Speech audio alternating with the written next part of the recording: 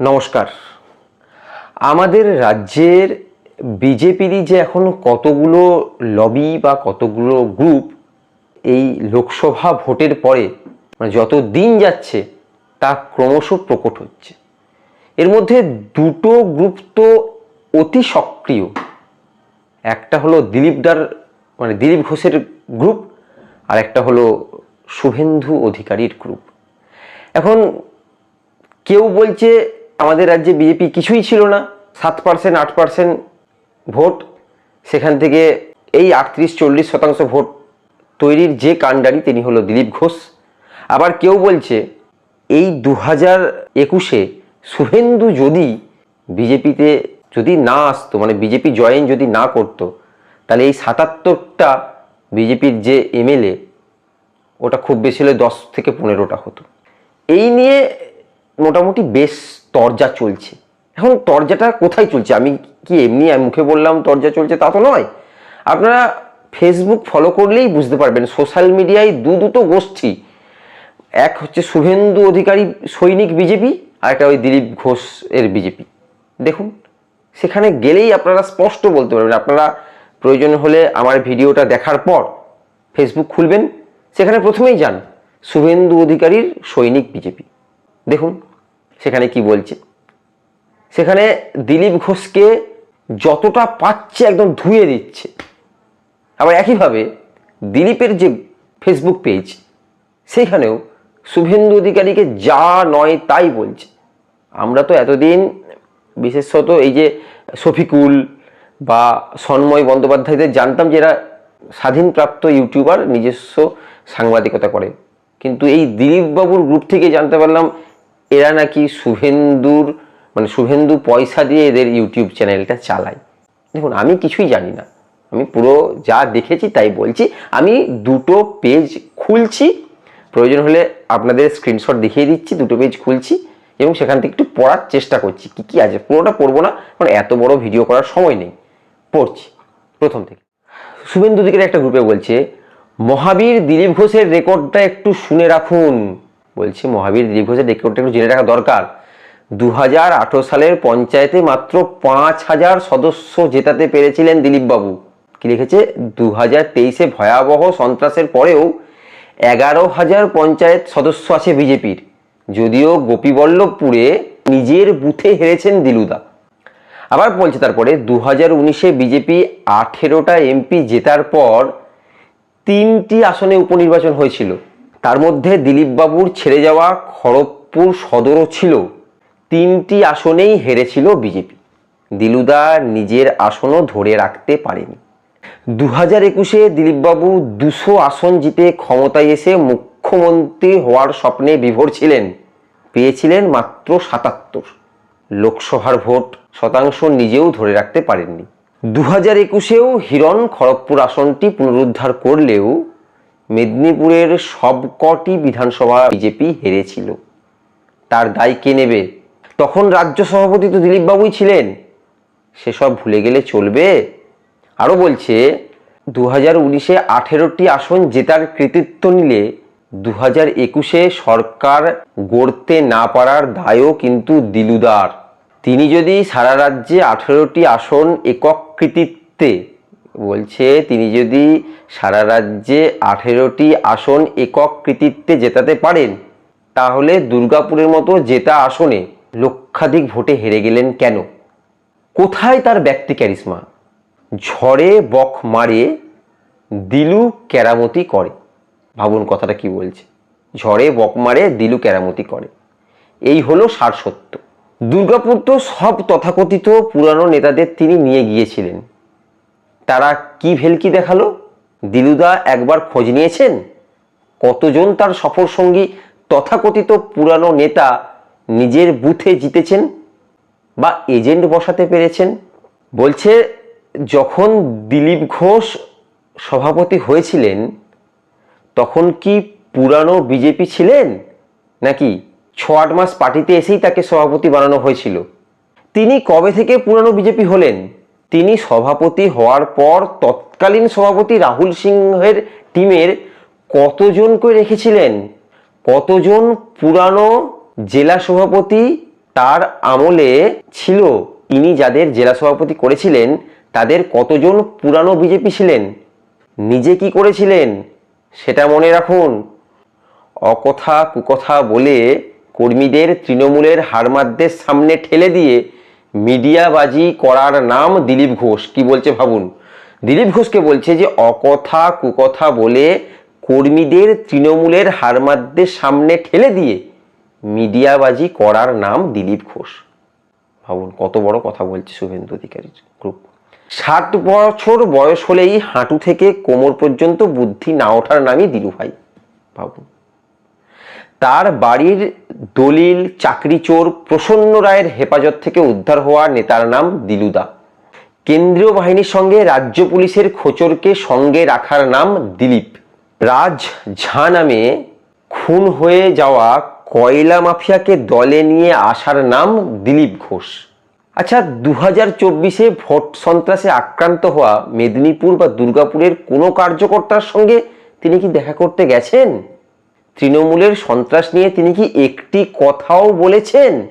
দলের সবাই তো দালাল আর সেটিংবাজ, উনি ধর্মপুত্র যুধিষ্ঠির। দালালরা তো তাও কর্মীদের পাশে থাকার চেষ্টা করছে। মানে দিলীপ ঘোষকে বলছে যে আমরা যদি দালাল হই, মানে শুভেন্দু অধিকারী যদি দালাল হয়, কর্মীদের পাশে থাকার চেষ্টা করছেন। উনি না কর্মীদের পাশে, না বিপর্যয়ে দলের পাশে। গতিবিধি বলছে তৃণমূল বিজেপিকে দুর্বল করার জন্যই যে স্ক্রিপ্ট লিখে দিয়েছে দিলুভাই সেটাই বলে চলেছে। ভাবুন, তৃণমূল যে স্ক্রিপ্ট লিখে দিয়েছে দিলুভাই সেটাই বলছে। নেই যার হোশ তিনি দিলীপ ঘোষ। বাহ। এরপর দিলীপ ঘোষের ফেসবুক পেজে আমরা গেলাম, সেখান থেকে কি দেখতে পাচ্ছি যে অনন্ত মহারাজকে রাজ্যসভায় সাংসদ করার জন্য মনোনীত করেছিল আমাদের প্রিয় বিরোধী দলনেতা, অর্থাৎ শুভেন্দুর কথা বলছে। তাও আবার পার্টির যোগ্য নেতাদের নাম কেটে, শুভেন্দুই নাকি নাম রেকমেন্ড করেছিলেন। মুকুল রায় পার্ট 2 হয়ে গেছে। যদি বাঁচতে চান অবিলম্বে তৃণমূল থেকে আসা আগাছা সরিয়ে কীটনাশক দিতে হবে। ভালো করে বুঝুন, যদি বাঁচতে চান, দিলীপ ঘোষের গ্রুপ বলছে, শুভেন্দুকে উদ্দেশ্য করে বলছে, যদি বাঁচতে চান, মানে আপামর বাংলার বিজেপিকে বলছে, যদি বাঁচতে চান তৃণমূল থেকে আসা আগাছাকে কীটনাশক দিতে হবে, না হলে গোটা দলটা বেঁচে দেবে এরা। ভাবুন কি বড় কথা বললেন। এরপরে আবার দেখি কি বলছে, যে উঠুন জাগুন, না হলে খাল কেটে যে কুমির আনা হয়েছে সেই কুমির গোটা শহর দখলে নিয়ে নেবে। এরপরে আবার বলছে যে আচ্ছা, শুভেন্দু অধিকারী কেন তৃণমূল ছেড়ে বিজেপি এলেন? রাম মন্দির করার জন্য, ইউসিসির জন্য, নাকি হিন্দুত্বের উত্থানের জন্য? একদমই না। উদ্দেশ্য একটাই, রাজ্যের মুখ্যমন্ত্রী হবার শর্টকাট রাস্তা খুঁজে বের করা। কারণ উনি খুব ভালো করেই জানতেন তৃণমূলে ওর কোনো ভবিষ্যৎ নেই, কারণ ওখানে মমতা ব্যানার্জির পর অভিষেক ব্যানার্জি আছে। তৃণমূলের উত্তরাধিকার হওয়ার জন্য অভিষেক আছে, তাই বিজেপিকে হাইজ্যাক করে মুখ্যমন্ত্রী হওয়ার রাস্তা প্রশস্ত করাই ছিল শুভেন্দু অধিকারীর মূল লক্ষ্য। শুরু হলো বিজেপিকে বীজে মূল পরিণত করার খেলা। আর খেলায় সঙ্গী হলেন এবিভিপি অর্থাৎ অখিল ভারতীয় বিদ্যার্থী পরিষদের পরিত্যক্ত নেতা অমিতাভ চক্রবর্তী এবং নবান্নের 14 তলায় মুখ্যমন্ত্রী মমতা বন্দ্যোপাধ্যায়ের বিশেষ স্নেহের সাংবাদিক থেকে সরাসরি সাধারণ সম্পাদক জগন্নাথ চক্রবর্তী। মানে কাকে কাকে বলছে? শুভেন্দুকে বলছে, অমিতাভ চক্রবর্তী এবং জগন্নাথ চক্রবর্তীকে বলছে। তৈরি হলো নেট দুনিয়ায় ঘুরে বেড়ানো বেতনপ্রাপ্ত অনুগামীর দল। আমি যে কথাটা একটু আগেই বললাম, নাম এখনো বলেননি, পরের আসছে আরো। বিজেপি কর্মীদের দিনের পর দিন অবজ্ঞা করে, তাদের তুচ্ছ তাচ্ছিল্য করে, তাদের কোণঠাসা করে সমান্তরাল একটা দল চালানো শুরু হলো। কে বলছে? দিলীপ ঘোষের ফেসবুক পেজ। বিজেপির পরিকাঠামোকে প্রথমেই গুঁড়িয়ে দেওয়া হলো এবং শয়ে শয়ে কার্যকর্তা নেতাদের ব্যাংক অ্যাকাউন্টে টাকা যেতে শুরু করলো, আর শুরু হলো তারিখের পর তারিখের রাজনীতি। কত বড় কথা বলছে ভাবুন, যে বিজেপির পরিকাঠামোকে প্রথমে গুঁড়িয়ে দেওয়া হলো এবং শয়ে শয়ে কার্যকর্তা নেতাদের ব্যাংক অ্যাকাউন্টে টাকা যেতে শুরু করলো। তার মানে টাকার রাজনীতি কিন্তু হয়েছে, এটা ভুললে চলবে না, দিলীপ ঘোষ বলছে। এরপর কি বলছে? তার ফল 2024-এর ভরাডুবি। এখনও বিজেপির পতন বাকি আছে। SJA অর্থাৎ শুভেন্দু অমিতাভ জগন্নাথ প্রাইভেট লিমিটেডের নেতৃত্বে শুধু একটু সময় দিন, তাহলে পতন হয়ে যাবে বলছে দিলীপ ঘোষের ফেসবুক পেজ। আচ্ছা, আরও কি বলছে, আরও একটু স্ক্রল করি, আরও একটু পড়ি। পরে বলছে আবার, মানে দিলীপ তার সৈনিক পেজটা যদি যান, বলছে দিলীপ ঘোষ মানুষটাই খুব খারাপ, দিলীপ ঘোষ তেল মারতে পারে না, দিলীপ ঘোষ ইডি সিবিআই দিয়ে জিততে চাননি, দিলীপ ঘোষকে সিবিআই ইডি থেকে বাঁচতে শফিকুল সন্ময় মানব শুদ্ধশীলদের মাসে মাসোহারা দিয়ে ইউটিউব চ্যানেল চালাতে হয়নি। দিলীপ ঘোষ মানুষটাই খারাপ। যখন 1983-84 সাল, তখন বিজেপি হিন্দুত্ব, জাতীয়তাবাদী, রাষ্ট্রবাদী ইত্যাদি ভারী ভারী শব্দ ফেসবুকে ঝড় তোলেনি। ওহো, তখন ফেসবুকই তো আসেনি। সেই 1983-84 সালে ঝাড়গ্রামের এক গ্রামের সাধারণ ঘরের ছেলে হিন্দুত্বের টানে ঘর সংসার ত্যাগ করে 32 বছর মাঠে ঘাটে খেয়ে না খেয়ে অন্যের ঘরে খেয়ে হিন্দুত্বের প্রচার করেছেন। যখন আজকের বড় বড় বাতেলা বাজরা হিন্দু উচ্চারণ করতো না, কেউ সিপিএম, কেউ কংগ্রেস, কেউ পরে তৃণমূল, তারা আজ একজন RSS প্রচারককে জ্ঞান দিচ্ছেন। কেউ আবার আমেরিকায় বসে বিজেপিকে চালিত করছেন। কেউ পোর্টাল খুলে ফেসবুকে ঝড় তুলে চালিয়ে যান বলছে। এর আগেও আপনারা কেউ মুকুলকে বাবা, কেউ চাণক্য বলেছেন, পরে আবার বাবা পাল্টেছেন, এর পরেও আবার সেই সুযোগ হতেই পারে। আসলে দিলীপ ঘোষ লোকটাই খারাপ। না তেল মারা পছন্দ করেন, না তেল দেওয়া। আমরা যারা দিলীপ ঘোষকে কাছ থেকে দেখেছি, আমাদের সবার মধ্যে একটাই কথা হয়, দিলীপ দা কারোর জন্য কিছু করে না, করে দেয় না। অথচ জননেতা বা মুকুলদার কাছে গেলেই কত কিছু পাওয়া যেত, ইত্যাদি ইত্যাদি ইত্যাদি। আসলে দিলীপ ঘোষ লোকটাই খারাপ। দিলীপ ঘোষ সমাজ পরিবর্তন করতে চেয়েছিলেন বা এসেছেন, চোর মুক্ত রাজনীতি করতে এসেছেন। তাকে ক্যামেরার সামনে টাকা নিতে দেখতে পাবেন না, তাকে হারের পর দায় নিতে অস্বীকার করতে দেখতে পাবেন না। যারা রাজ্য অফিসে একটু যাতায়াত করেন তারা জানেন 2019 থেকে 21 পর্যন্ত দিলীপ ঘোষ কার্যত কোন ঠাসা ছিলেন। এটা আমরাও বলেছি এর আগে। 2019 থেকে 21 বঙ্গ বিজেপিতে, মানে বঙ্গ বিজেপি চলে যায় মুকুল, বর্গী, মেনন, যোশীদের হাতে। পরাজয়ের দায় নিতে নতুন সভাপতি নির্বাচন করতে বলেন যিনি কেন্দ্রকে, তিনি দিলীপ ঘোষ। দিলীপ ঘোষ কখনো ভাবেননি ইডি সিবিআই দিয়ে ভুলিয়ে দেব, ফাঁকতালে নেতা হয়ে যাব। অন্তত 100 বার আক্রান্ত হয়েছেন, কিন্তু আজকের জনৈক জননেতার গাড়িতে না তো একটা ঢিল পড়েছে, না তো মমতার প্রতি প্রতিহিংসা পরায়ণ মহিলা তার ভাইদের ফাঁসিয়েছে। ভাবুন কি কথা বলছে। কিন্তু মুখে দারুণ যুদ্ধ চলছে এবং এক শ্রেণীর রাজনৈতিকভাবে অশিক্ষিত বিজেপি সমর্থকরা দাদা দাদা করে লাফাচ্ছেন। খুব সত্যি কথা। এই মিথ্যা বাকযুদ্ধ দেখে দিলীপ ঘোষ ওপেন কুণাল হাকিমদের সাথে কথা বলে, কারণ তার কোনো লুকোছাপা নেই। কিন্তু গোটা রাজ্য পঞ্চায়েতে ব্যাপক লুটের মধ্যেও পূর্ব মেদিনীপুরে শুধু জয় এবং লোকসভাতেও 2টো সিটে জয়। হা হা হা হা। উনি বলছেন সবাই বোকা নয়। আর আপনারা বলবেন ওখানে সংগঠন আছে আমাদের দাদার, তাহলে তো বলতেই হয় দাদা শুধু একটি জেলার নেতা, রাজ্যের নন। রাজনীতিতে রেজাল্টই শেষ কথা বলে। দিলীপ ঘোষ লোকটা খুব খারাপ, কিন্তু তার নেতৃত্বেই বঙ্গ বিজেপি প্রথম 2018 পঞ্চায়েতে ঝড় তোলে, 5000 মানে প্রায় 5500 বুথে যেতে। তার নেতৃত্বেই 18 সিটে যেতে। 2019-এর পর তার ও সুব্রত চট্টোপাধ্যায়ের হাতে থাকলে ওটা 77 নয় 148+ হতো। আসলে দিলীপ ঘোষ লোকটাই খারাপ। শুধু মাটিতে নেমে বিধানসভা ঘুরে ঘুরে বারবার মার খেয়ে সংগঠন করতে গেছেন, যদিও আজ সব ভুলেই গেছেন অনেকে। আজ মিডিয়ার সামনে পিসি ভাইপো, সিবিআই ইডি বড় বড় বাতলা। ভাবুন দিলীপ ঘোষের পোর্টাল, মানে দিলীপ ঘোষের ফেসবুক চ্যানেলতে এই কথাগুলো বলছে যে আজ মিডিয়ার সামনে পিসি ভাইপো, সিবিআই ইডি বড় বড় বাতেলা। পোর্টাল পুষতে পারলেও টাকা দিয়ে মিডিয়া কিনতে পারলেই আপনি জননেতা।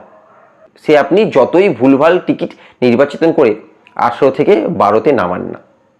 জিতলে আপনি মুখ্যমন্ত্রী, কিন্তু হারলে আমি তো সংগঠন দেখি না, প্রচার করি মাত্র।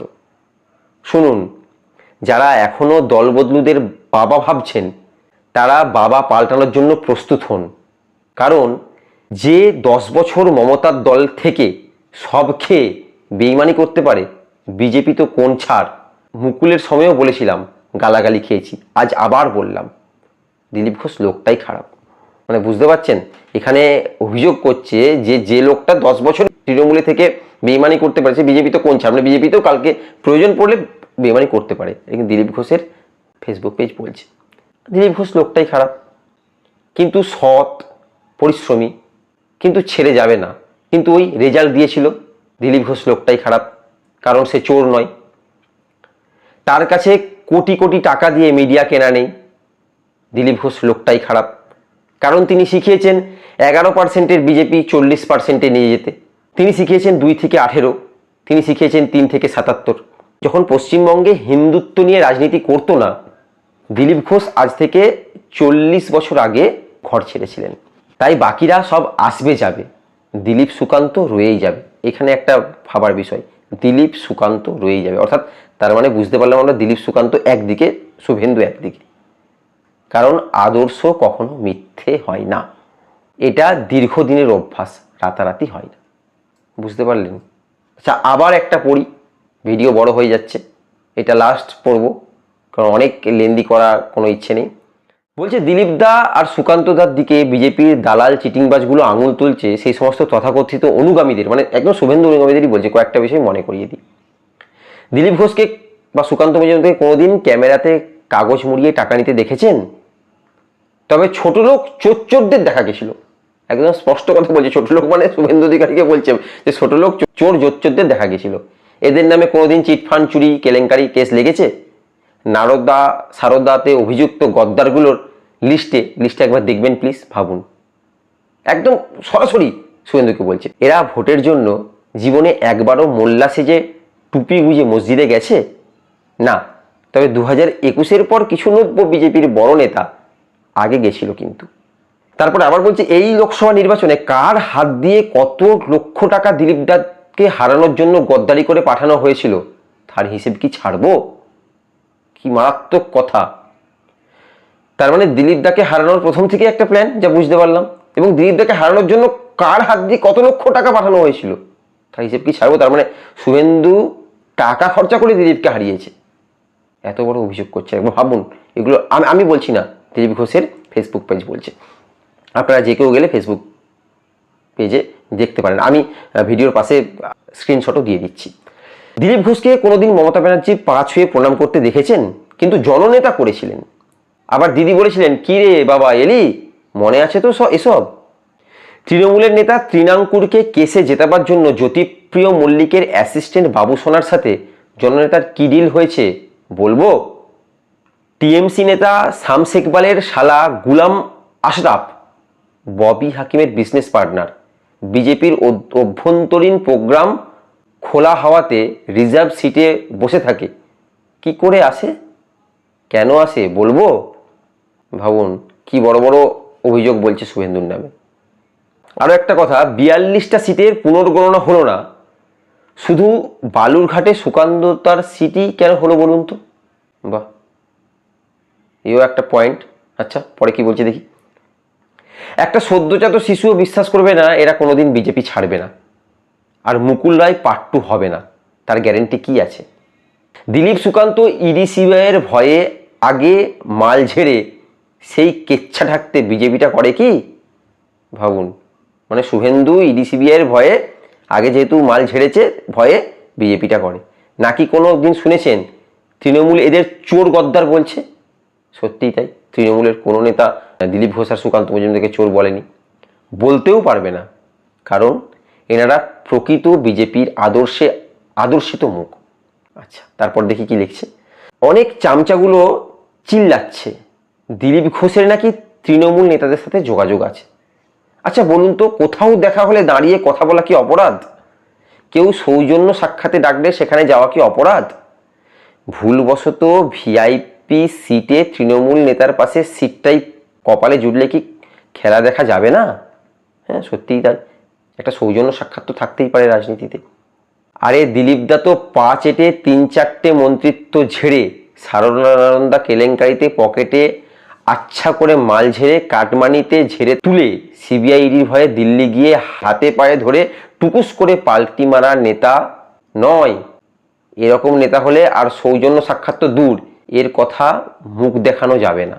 বিরোধী দলের নেতাদের মুখ দেখলেই কাঁচা খিস্তি, না হলে রামপাট কেলানি নাচবে। এইসব তো আর দিলীপদার অতীত নয়, তাই যার সাথেই দেখা হয় উনি বুক ঠুকে দেখা করেন, কথাও বলেন। একটা কথা সত্যি, দিলীপদার চোখে চোখ রেখে কথা বলার সাহস আছে, সেটা আমি না সাংবাদিকতার কারণে বিভিন্নবার দেখেছি কথাটা। আর কি বলছেন, যে বা যারা 5 বছর আগে আমাদের মেরে ঘরছাড়া করেছে, তাণ্ডব চালিয়েছে, আমাদের উপর তারা 2-3 বছরে কয়েকজনের বাবা হয়ে যেতে পারে, আমাদের সবার নয়। 2021 অব্দি আমি অনুগামী, আমি তার অনুগামী, অমুকদা জিন্দাবাদ, তমুকদা, এসব অনেক কিছু লিখেছেন। তবে একটা কথা বুঝলাম, এত পড়ার সময় নেই, ভিডিওটা সত্যিই বড় হচ্ছে।